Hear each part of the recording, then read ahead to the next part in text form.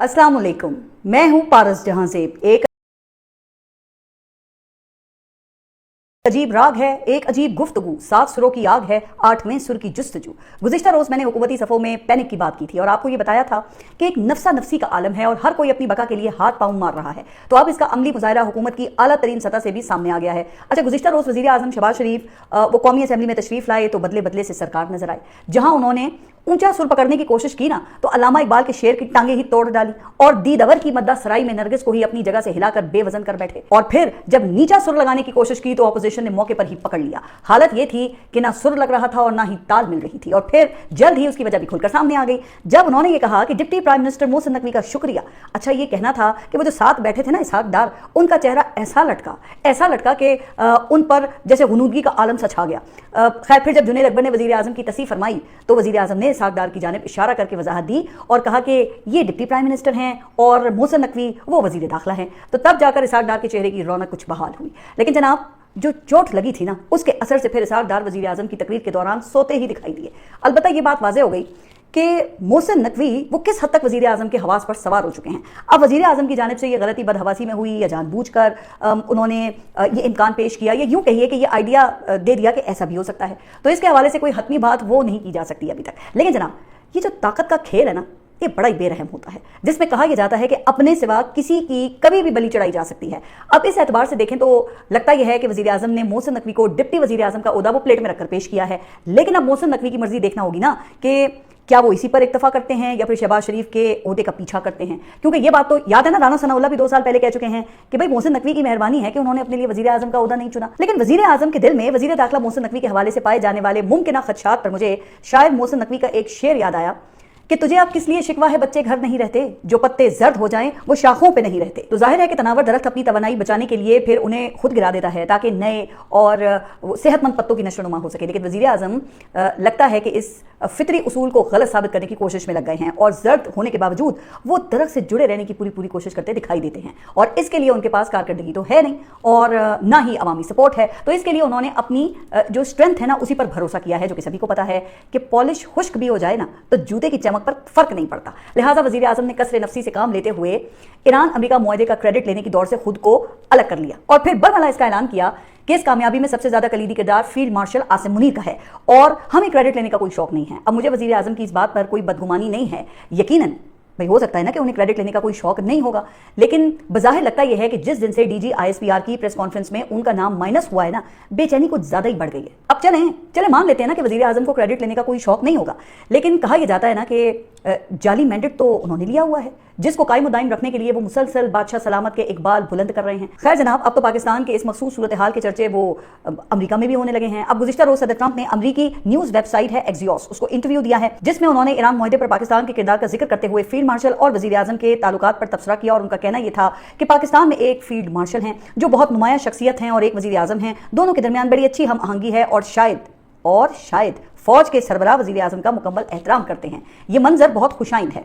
अब अगैन कोई कयास आराई नहीं, लेकिन अमरीकी सदर को इन 2 शख्सियात के ताल्लुकात पर गुफ्तगू करने की आखिर ज़रूरत पेश ही क्यों आई और फिर लफ्ज़ शायद का इस्तेमाल करना, खास तौर पे आप देखें कि वो भी ऐसे वक्त में जब पाकिस्तान में सियासी तब्दीली की बातें वो तो आम हो रही हैं। अच्छा, तो अगर इस लिहाज से आप देखें ना तो अमरीकी सदर के बयान का सियाको सबाक वो समझ में आता है, क्योंकि कहा यह जाता है कि पाकिस्तान में सियासी तब्दीली वाशिंगटन की मंजूरी से तो होती है, लेकिन बहरहाल कोई तो वजह है कि ऐसे वज़ीर आज़म जो अब तक अपोजिशन को खूब टहला रहे थे वो अब अचानक कौमी असेंबली में अपोजिशन के साथ वो शीरो शकर होते हुए नजर आ रहे हैं, जहाँ पे अपोजिशन लीडर महमूद खान अचकज़ई, फिर वो बैरिस्टर गौहर और असद कैसर के साथ वज़ीर आज़म की तस्वीर वो माजी के मुकाबले में देखें एक मुख्तलिफ सूरत हाल की अक्कासी करती थी ना। अब मैं किसी पैसिमिज्म का शिकार नहीं हो रही हूँ। यकीनन हुकूमत और अपोजिशन के दरमियान वर्किंग रिलेशनशिप के लिए ऐसे राब्ते वो खुशाइंद होते हैं, लेकिन बताइए ना कि ये राब्ते फिर पहले क्यों नहीं हुए जब पाकिस्तान तहरीक इंसाफ अपने सियासी मसाइल का खूब रोना रो रही थी। लेकिन आपने देखा ना कि हुकूमत उस वक्त तो टस से मस नहीं हुई। अब कहाँ वो दूरियां और कहाँ ये रफाकतें कि वज़ीर आज़म तकरीर से पहले और तकरीर के बाद यानी कि 2 बार खुद चलकर वो अपोजिशन के पास गए। अच्छा, सिर्फ वज़ीर आज़म ही नहीं गए, वज़ीर जो दिफा हैं ख्वाजा आसिफ, जिनके मुंह से आमतौर पर आपको पता है कि इमरान खान के लिए खैर की कोई बात तो निकलती ही नहीं है, और फिर राना सनाउल्लाह भी अपोजिशन से मिलने गए।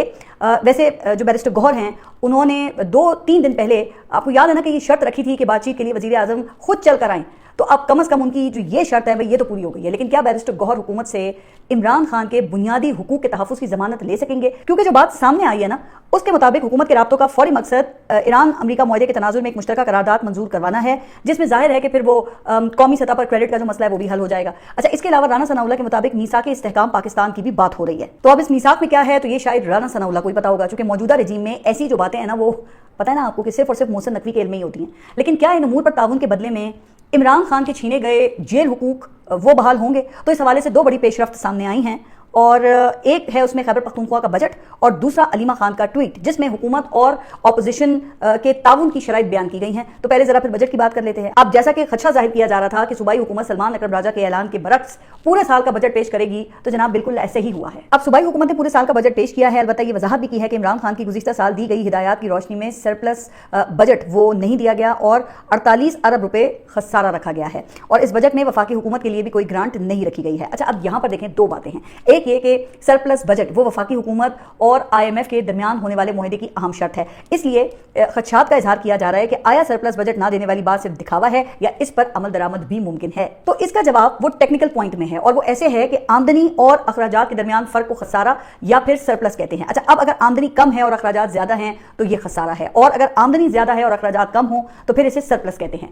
अब जब खसारा होता है तो उसको पूरा करने के लिए आमतौर पर कर्जा लिया जाता है, या फिर किसी दूसरी हुकूमत या सोर्स से फिर ग्रांट या फिर इमदाद से वो जो गैप है ना उसको फिर कवर किया जाता है। लेकिन वजीर आला सुहेल आफरीदी का कहना था कि हम इस खसारे को कर्ज नहीं बल्कि अपने फंड से पूरा करेंगे। अच्छा, जब मैंने ये सुना ना तो मुझे तो समझ आ गई कि मुजम्मिल असलम ने अपना काम वो बड़ी ही खूबी से सरंजाम दिया है, क्योंकि जब आपके पास अपने फंड्स मौजूद हैं तो फिर खसारा किस बात का जनाब? फिर तो आप बजट को खसारे का बजट नहीं कह सकते ना। खसारा तो वो होता है जिसको ब्रिज करने के लिए आपको कर्ज या फिर इमदाद लेनी पड़ती है। लिहाजा मेरा ख्याल ये है कि सूबाई हुकूमत ने सिर्फ अल्फाज का ये हेर फेर किया है, जिसकी वजाहत मैं जरा करती हूँ अभी आगे। अच्छा, फिर सुहेल आफरीदी की जानिब से दूसरी अहम बात ये बताई गई कि वफाकी हुकूमत को ग्रांट नहीं दी जाएगी। अच्छा, अब अगर ये ग्रांट नहीं दी जाएगी तो फिर जो वफाकी बजट है वो तो फिर गैर मौसर ही हो जाता है ना, क्योंकि उसका जो हिसाब किताब है वो सूबों से मिलने वाली ग्रांट को मद्देनजर रखकर ही लगाया जाता है। अच्छा, अब ये दोनों बातें सामने रखें, यानी कि एक वो IMF की सरप्लस बजट की शर्त और दूसरा सूबाई ग्रांट के तनाजुर में बना वफाकी बजट। तो ये एक ऐसा लीवरेज है जिसको अगर खैबर पख्तूनख्वा हुकूमत ये दुरुस्त तरीके से इस्तेमाल करे ना, तो बताया ये जाता है कि इमरान खान के जायज़ हुकूक की बहाली के लिए मौसर दबाव डाला जा सकता है। और शायद यही वजह है कि हकीकी खसारे का बजट वो रखने के बजाय कहा यह जा रहा है कि अल्फाज के हेर फेर में इसको कवर किया गया है, ताकि वफाकी हुकूमत को मैसेज भी जाए और अमली तौर पर इसका फर्क भी ना पड़े। अब इसकी मजीद वजाहत जो है वो अलीमा खान ने अपने ट्वीट में की है, जिसमें उन्होंने वज़ीर आला सुहेल आफरीदी और सूबाई वज़रा से होने वाली अपनी मुलाकात का जिक्र किया है, जिसमें सूबाई हुकूमत ने उन्हें इमरान खान के तमाम कानूनी और जायज़ जेल हुकूक की बहाली के लिए उठाए जाने वाले इकदामात से आगाह किया। तो अलीमा खान के मुताबिक उन्हें बताया गया कि एक तो कोई सरप्लस बजट वो नहीं होगा, और दूसरा ये कि वफाकी हुकूमत को 175 अरब रुपए की मुंतकली भी मशरूत की गई है। अच्छा, तो फिर शराइत क्या हैं? तो पहली शर्त ये रखी है कि वफाकी हुकूमत खैबर पख्तूनख्वा के जंगशुदा अजला यानी कि साबिक फाटा के लिए मौजूदा माली साल का मुकम्मल हिस्सा फराहम करे, जो कि तकरीबन 300 अरब रुपए बनता है। अब वैसे ये एक जेन्युइन मुतालबा है और वफाकी हुकूमत का फर्ज है ना कि वो जो उन्होंने कमिटमेंट किया उसको वो पूरा करे, लेकिन एक कॉमन सेंस का यहाँ पे सवाल ये उठता है कि आप 175 अरब रुपए ये देने के बदले में 300 अरब रुपए लेने की शर्त आपने रखी है। अब अगर उन्होंने ये 300 अरब रुपए देने होते तो फिर आपसे क्यों 175 अरब रुपए मांगे जाते? लेकिन बहरहाल वफाकी हुकूमत को ग्रांट देने के मुआहदे के बदले में सूबाई हुकूमत ने दो मुतालबात रखे हैं, एक इमरान खान की शिफा इंटरनेशनल हॉस्पिटल मुंतकली और दूसरा उनकी कैद तन्हाई का खात्मा। अच्छा, अब ये कैद तन्हाई का खात्मा इससे क्या मुराद है? तो इसमें मजीद 3 नुकात शामिल किए गए हैं। एक, अदालती हुक्म के मुताबिक हर हफ्ते वकला, फैमिली और सियासी साथियों से मुलाकात, दूसरा बेटों से हफ्तावार टेलीफोनिक राब्ते की बहाली, और तीसरा नुक्ता किताबों, अखबारात और दीगर मुताल्ले के मवाद तक रसाई का मुतालबा शामिल है। अच्छा, अब ये कोई आप देखें खुसूसी मराद तो नहीं है ना, बल्कि बुनियादी कानूनी और इंसानी हुकूक हैं जिनका एहतराम और फौरी बहाली को यकीनी बनाने में हुकूमत को वैसे कोई दिक्कत तो नहीं होनी चाहिए। लेकिन मैं राना सनाउल्लाह को सुन रही थी जो ये फरमा रहे थे कि इमरान खान हुकूमत की तहवील में नहीं है, वो अदालती तहवील में है, लिहाजा हुकूमत इस हवाले से कुछ भी नहीं कर सकती है। अच्छा, अब आप ज़रा अंदाज़ा करें कि अगर इमरान खान वो अदालती तहवील में हैं तो फिर मुलाकातों के हवाले से अदालती ऑर्डर पर वही अमल दरामद क्यों नहीं किया जाता, और फिर किसके कहने पर ये मुलाकातें जो हैं ये रोकी गई हैं? तो इसका कोई जवाब राना सनाउल्लाह के पास है ही नहीं, जिससे फिर ये लगता है ना कि ये